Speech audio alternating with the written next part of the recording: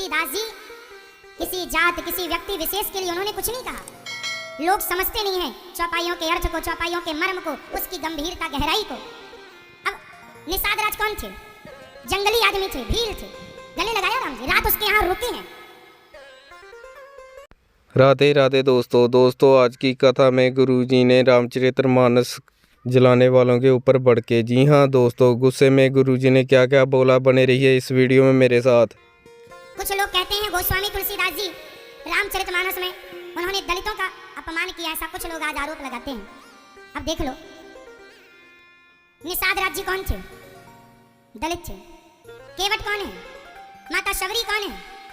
यदि तुलसीदास जी किसी जाति वर्ग के विरोधी होते तो इन लोगों का गीत, इनका गुणगान इतने अच्छे शब्दों में कैसे करते? रामचरितमानस में इनका गुणगान भरा पड़ा, इनके लिए कितना अच्छा लिखा है गोस्वामी जी ने। पर कुछ लोग देखो तुलसीदास जी को भी आरोपी बना देते हैं। तुलसीदास जी किसी जात किसी व्यक्ति विशेष के लिए उन्होंने कुछ नहीं कहा। लोग समझते नहीं हैं चौपाइयों के अर्थ को, चौपाइयों के मर्म को, उसकी गंभीरता गहराई को। अब निषाद राज कौन थे? जंगली आदमी थे, भील थे, गले लगाया राम जी, रात उसके यहाँ रुके हैं। और तुलसीदास जी ने उनको महान बताया है। केवट का क्या प्रसंग गोस्वामी जी ने लिखा है। श्री वाल्मीकि जी ने केवट का यह प्रसंग इतना विस्तार से नहीं कहा।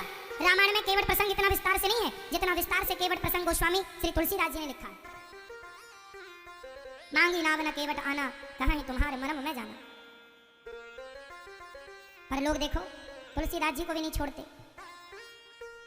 अभी मैंने सुना कि लोगों ने रामचरितमानस जलाई है। अब देखो, जो लोग रामचरितमानस जला रहे हैं वो लोग नेता बनने का सपना देख रहे हैं। यदि ऐसे लोग नेता बन गए ना तो भगवान का सबसे बड़ा अपमान होगा ये। इसलिए ऐसे लोगों को कभी सपोर्ट ना करो जो लोग हमारे सदग्रंथों को जलाने का, कि जब बात भी करें, जला तो दिया ही उन्होंने, पर तुम्हारे जलाए क्या होगा।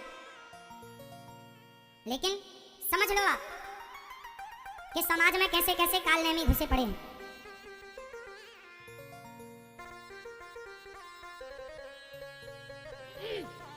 अभी कुछ नेताओं ने जलाया ना रामचरितमानस को।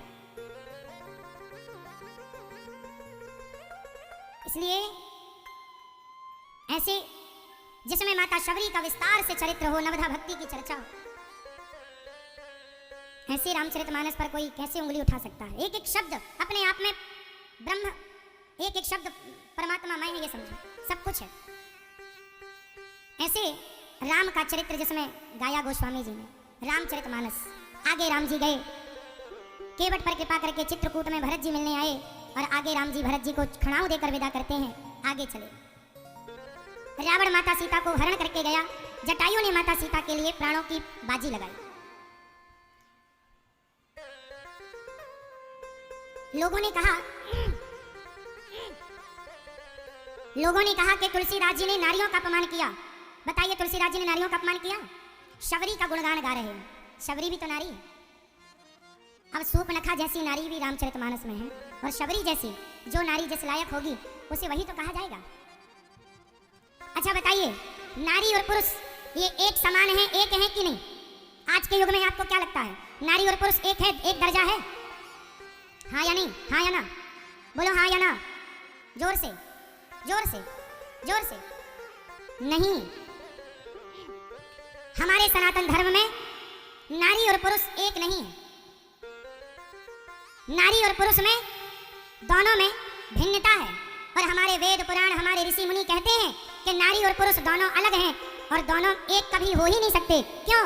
क्योंकि हमारे यहाँ प्रथम पूज्य पुरुष नहीं, नारी का सम्मान पुरुषों से अधिक है। इसलिए नारी श्रेष्ठ है, पुरुष नारी से कम है। इसलिए नारी का नाम पहले सीता राम, सीता पहले, गौरी शंकर, राधे श्याम, लक्ष्मी नारायण। इसलिए नारी और पुरुष एक नहीं हो सकते, क्योंकि नारी तो हमेशा हमारे यहाँ श्रेष्ठ रही है। तो नारी हमारे यहाँ पुरुष से श्रेष्ठ ऑलरेडी है, बराबर कैसे हो सकती है? हमारे यहाँ तो ये लिखा है कि त्वमेव माता, पहले माता, माता रामो मत पिता रामचंद्र, पहले माँ फिर पिता। अभी थोड़ी देर पहले मैंने बताया कि पिता का 1% होता है और माँ का, मैंने माँ की हिस्सेदारी ज्यादा कही है।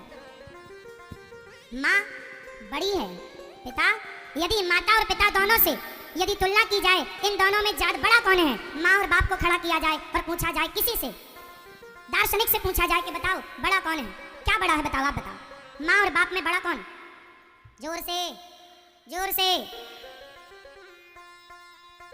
आजकल कहा जाता है ना कि बेटे की पहचान बाप से है, गलत कहा जाता है साहब, गलत पढ़ा दिया आप लोगों को। मैं फलाने का बेटा हूँ, बाप से परिचित ना।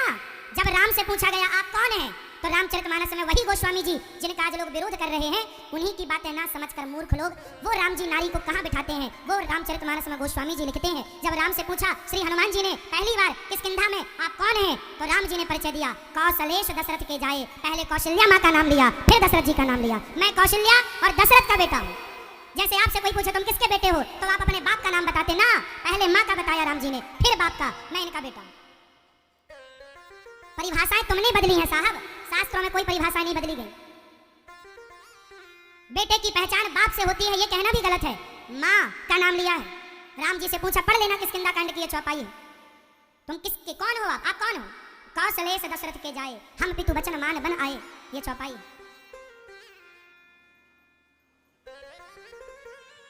राम जी ने पहले किसका परिचय दिया? मैं ये कौशल्या का पुत्र, दशरथ जी का पुत्र, कौशल्या मेरी माँ, दशरथ मेरे पिता, उनका बेटा राम हूँ। ये मेरा भैया लक्ष्मण, यहाँ हरि निश्चर वैदेही, यहाँ मेरी पत्नी का किसी राक्षस ने हरण कर लिया, ये परिचय दिया। और आप आरोप लगाते हैं, बताइए कितनी मूर्खता। इसलिए नारी और पुरुष एक नहीं हो सकते कभी, क्योंकि नारी सदा बड़ी थी, बड़ी है और बड़ी रहेगी। पुरुष, नारी लड़की पैदा होती है तो उसे हम लोग कहते हैं लक्ष्मी आ गई, बेटा पैदा होता है कोई नहीं कहता नारायण आ गए। बेटी पैदा होती है लोग कहते हैं देवी है, देवी। आदमी को कभी आइए देवी जी आइए, आइए देवी जी आइए, पुरुषों को नहीं कहा आइए देवता आइए, आइए देवता आइए, नहीं। नारी जन्म से देवी है, पुरुष को कर्म करके देवता बनना पड़ता है। इसलिए नारी पुरुष की अपेक्षा श्रेष्ठ थी, श्रेष्ठ है। तुम श्रेष्ठ को बराबर की तुलना में कैसे बिठा सकते हो? जो आगे है उसे आप पीछे वाले के साथ कैसे बिठा सकते हैं? नारी पुरुष एक समान, नारी पुरुष बराबर, बड़े हैं, माता बड़ी है। बेटे पर माँ का ऋण ज्यादा है, बाप का ऋण कम है। मेरे ऊपर मेरी माँ का ऋण ज्यादा है, मेरे बाप का ऋण कम है। माँ की अपेक्षा बाप का ऋण कम है। इसलिए ये दास कहता है अपनी अपनी माँ की सेवा किया करो, माँ का सम्मान किया करो, माँ को घर से ना निकाला करो।